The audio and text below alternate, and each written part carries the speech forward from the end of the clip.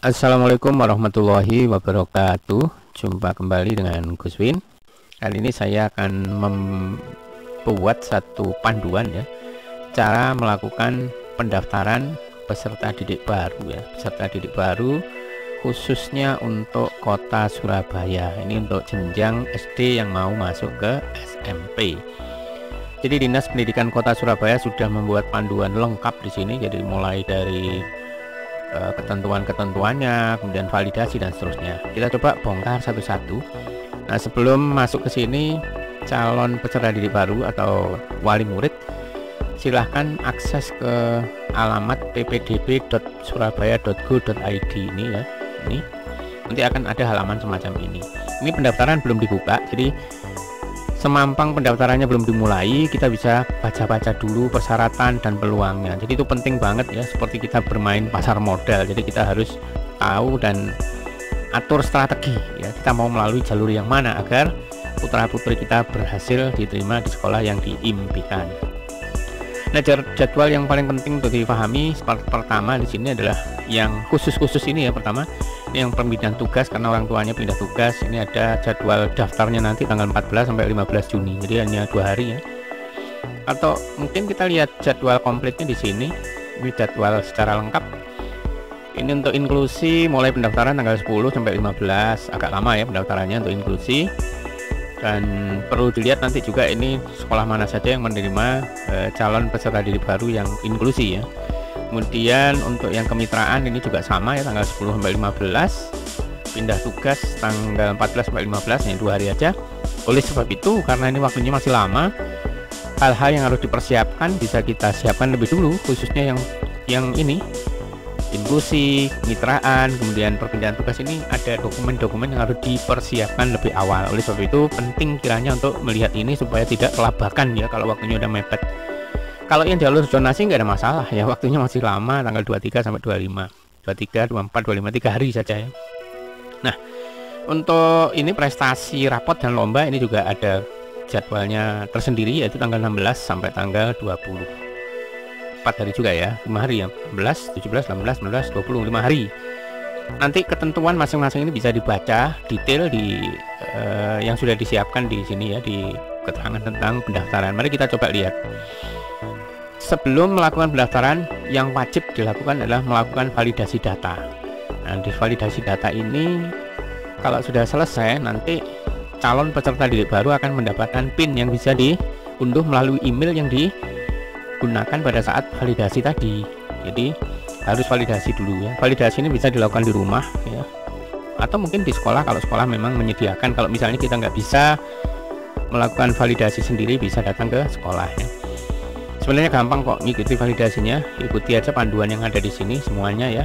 Nanti nilai rapot yang semester berapa itu, kelas 4 ya, kelas 4, 5, 6 semester ganjil itu akan kelihatan di situ termasuk rata-ratanya. Siapkan juga foto nih ya, foto yang ukurannya maksimum sampai 400 KB ya. Ini untuk validasi. Nanti kalau validasinya selesai, maka si calon peserta didik baru ya, ini calon peserta didik baru akan mendapatkan PIN ya yang bisa diunduh lewat email. Nah, seperti ini. Jadi contoh saja ini ada muncul nanti di sini ada NIK, kemudian ada PIN. Nah, PIN-nya ini sengaja saya sembunyikan ya. Ada di sini semuanya detail, termasuk alamat rumah, ini termasuk lokasi rumah berdasarkan garis lintang dan garis bujur. Ini sudah detail, jadi kita nggak bisa menipu ketika pendaftaran karena udah detail ya. Kalau ini sih alamat tempat tadi, aksesnya di mana ya. Dan ada barcode, nah QR code ya, QR code. Di sini ada QR code-nya yang isinya di sini juga menginformasikan tentang data dari si calon peserta didik baru. Nah, teman-teman bisa scan ini, apa isinya? Silakan di scan QR code ini isinya apa ya. Scan pakai HP. Baik, itu untuk validasi ya dan munculnya PIN. Jadi ini harus disimpan. Kalau sudah bisa diunduh, ini disimpan. Nanti ini akan digunakan pada saat daftar ulang. Oke, saya lanjutkan untuk masuk ke tahap berikutnya. Kita lihat tahap pendaftaran. Pada tahap pendaftaran itu masing-masing kelompok. Jadi kelompok yang tadi kan ada ini validasi sudah ya. Anggap ini sudah. Ini panduannya udah jelas, di sini bisa dibaca satu-satu. Ini banyak ini kan panduannya ya. Kalau saya terangkan satu persatu Wah, bisa makan waktu berjam-jam nanti ini videonya. Saya akan ambil yang penting-penting saja ya. Ini persyaratan umum. Persyaratan umum yang harus dilakukan ini, coba perhatikan. Yang wajib dilakukan adalah anak-anak yang mau menjadi murid itu harus memiliki ijazah ya, jelas ya, ijazah SD. Dan nah ini dia harus sudah melakukan validasi. Ini loh, harus. Kalau enggak, dari mana dia bisa daftar, karena dia tidak punya PIN. Jadi harus validasi. Kalau sudah tinggal mengikuti persyaratan-persyaratan yang lain. Nah, ini ada tata cara untuk pendaftaran jadi PPDB itu. Yang penting di sini kalau saya soroti adalah, nah ini penting banget ya.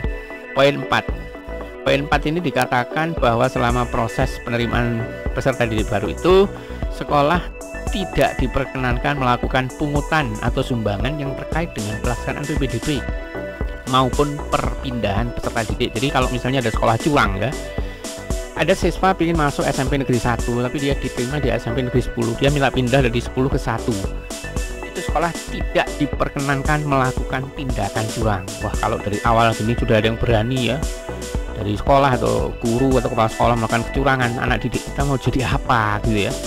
Itu nanti kalau jadi pejabat ya pejabat yang suka curang. Oleh sebab itu hindari yang seperti ini. Kalau saya lebih baik, kalau memang gagal ya sudah cari sekolah lain aja, swasta juga nggak masalah.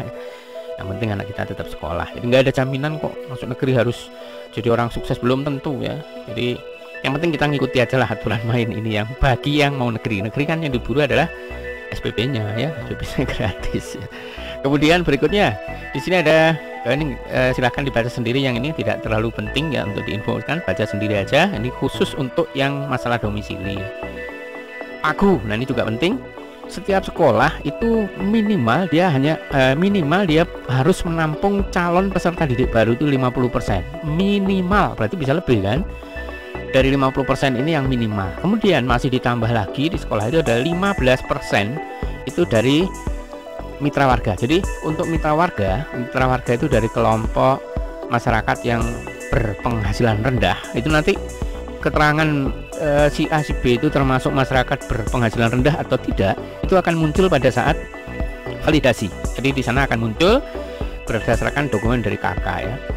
Hanya 15%, nggak boleh lebih untuk yang mitra warga. Hanya 15%, ini maksimum ya di sini. Ya kan, afirmasi kategori warga jenjang SMP paling sedikit 15%, bukan paling banyak, paling sedikit ya. Jadi bisa lebih ya. Wah, ini susah juga ini saingannya ya. Kemudian daya tampung PPDB pada jalur perpindahan tugas ini 5% saja dan seterusnya. Mana lagi ya, tadi saya sempat lihat yang penting-penting ya. Bagi calon peserta didik baru anak guru, nah ini seperti anak saya berarti ya, saya kan guru ya. Bagi anak guru bisa mendaftar pada satu sekolah zonasi sesuai dengan tempat orang tua mengajar. Jadi semuanya satu zonasi nggak masalah ya. Ini nanti bisa detailnya bisa lihat di panduan pendaftaran. Nah, panduan pendaftaran untuk yang mitra warga ini dokumen yang harus disiapkan ya, surat keterangan tidak mampu itu ya di sini, karena di poin 3 disebutkan di sini melalui jalur informasi kategori mitra warga diperuntukkan bagi yang berasal dari masyarakat berpenghasilan rendah. Ini biasanya akan diminta surat keterangan tidak mampu ya. Khusus untuk yang inklusi harus ada surat keterangan dari psikolog. Nah ini ya kan, harus ada surat keterangan dari psikolog, harus nih, karena ini kan anak-anak yang berkebutuhan khusus ya.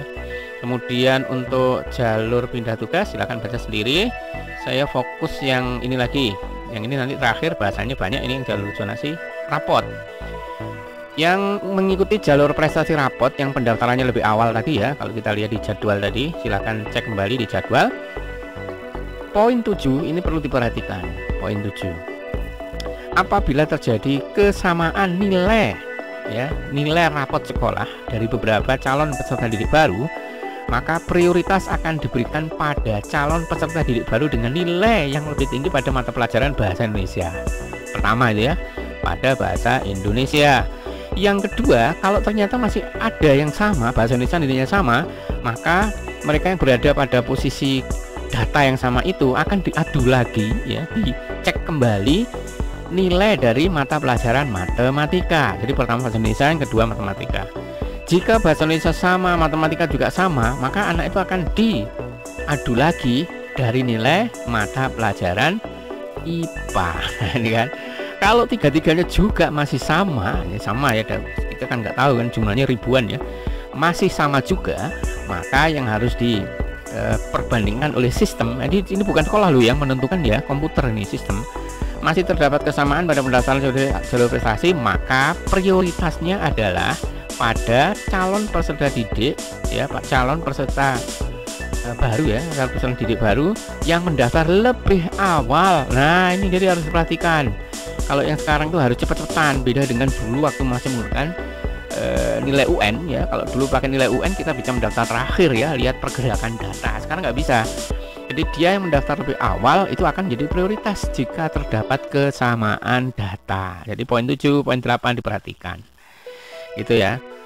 Nah, itu untuk prestasi rapor. Untuk prestasi lomba otomatis ya kita harus bisa menunjukkan sertifikat lomba dan seterusnya. Silahkan dibaca sendiri. Nah, sekarang saya mau fokus pada yang ini. Karena ini peminat paling banyak adalah pada jalur zonasi. Ini paling banyak. Saya yakin paling banyak itu yang di jalur zonasi. Sistem penerimaan peserta didik baru untuk jalur zonasi ya, itu nanti ketika kita udah daftar, memasukkan PIN dan beberapa identitas, maka akan muncul di sini 5 rekomendasi sekolah terdekat. Jadi akan muncul 5 rekomendasi sekolah terdekat. Namun calon peserta didik baru ya, calon peserta didik baru hanya boleh memilih maksimum 2 sekolah terdekat sesuai dengan zonasi yang telah ditetapkan sebagai pilihan 1 dan pilihan 2. Jadi saya ulangi, nomor 1 ini penting ya untuk difahami. Sistem ini sistem komputer juga ya, nanti itu begitu anak memasukkan PIN, yang memasukkan PIN dan identitas, maka akan ditampilkan di situ 5 rekomendasi sekolah terdekat. Ada 5 ya, tinggal pilih aja dari 5 itu ya. Ingat, nanti prioritasnya lihat di sini. Apabila terdapat kesamaan jarak antara sekolah dengan alamat tempat tinggal, maka seleksi berdasarkan usia paling tinggi ya, nih ya, sing tuwek di disikno ini ya. Usia paling tinggi akan diterima lebih prioritas. Dan jika masih terdapat kesamaan, maka kembali lagi-lagi siapa yang daftar duluan. Ya, ini kan menggunakan waktu pendaftaran. Ini siapa yang cepat dialah yang akan diterima. Dan apabila terdapat, oh ini beda, ini masalah dokumen. Ya, ini untuk zonasi ya, kayaknya yang paling penting ini. Nah, di sini di datanya PPDB Surabaya ini juga sudah dilengkapi tentang jarak. Jadi kita tinggal memasukkan lokasi kita, misalnya masuk aja, diklik di sini ya, klik di PPDB Surabaya, kemudian di scroll ke bawah, ini ada data jarak. Jadi kita itu kebagian sekolah mana nanti gitu kan. Jadi kita tinggal masukkan ini jarak dengan cara kita berada di kecamatan mana. Misalnya saya berada di Kecamatan Tegalsari. Saya cari di sini Tegalsari. Nah ya, Tegalsari. Tegalsari. Nah ini kelurahannya adalah Wonorejo. Pilihan RW, RW saya adalah RW 9. RW 9, RT-nya RT 3. Ini berdasarkan kakak ya. Maka di sini akan dicantumkan banyak sekolah sebenarnya, tapi kita lihat jaraknya. Ini kan belum dikelompokkan 5 yang saya sebut tadi. Ini semuanya kan yang muncul di sini, semuanya jaraknya juga ada yang jauh, ada yang dekat. Ini yang dicantumkan dari yang terdekat. Mungkin nanti setelah anak saya mendaftar, yang dicantumkan ya 5 terdekat itu ya 1, 2, 3, 4, 5 ini barangkali ya kan, ini terdekatnya. Jadi paling dekat di sini adalah SMP Negeri 10, kemudian yang kedua adalah SMP Negeri 4. Nah, 2 sekolah ini nanti direbutkan oleh sekecamatan dan sekelurahan nih, kayaknya ramai banget. Padahal saya ada di pusat kota yang penduduknya juga padat, jadi ini bersaingnya luar biasa, ini bisa masuk salah satu dari 2 ini ya. Ya saya nggak mungkin nyempal ke pilihan kelima nih misalnya ya, ini jaraknya sekitar 2 kilo, ini juga 2 kilo, ini 2 kilo ya kan. Ya bisa saja dekat ya, dan peluangnya mungkin di tempat lain juga rendah misalnya, kayak ini ada di tengah kampung juga ini ya. Tapi kalau yang ini agak susah nih, ini sama ini sebenarnya berdekatan nih, satu tembok kayaknya, satu tembok, hanya beda sedikit aja, lihat ya, beda sedikit ya. Nggak tahu nanti diterima di mana, kita lihat aja perkembangannya. Jadi demikian para calon wali murid dan calon murid, Bagaimana harus mendaftar? Buka saja ppdb.surabaya.go.id, buka aja satu-satu. Yang lebih penting, prioritaskan untuk validasi data dulu. Ya, waktunya cukup panjang ya, mulai tanggal 17 sampai tanggal 2 Juni. Ini prioritaskan. Setelah validasi, jangan lupa untuk mengunduh PIN ya, PIN.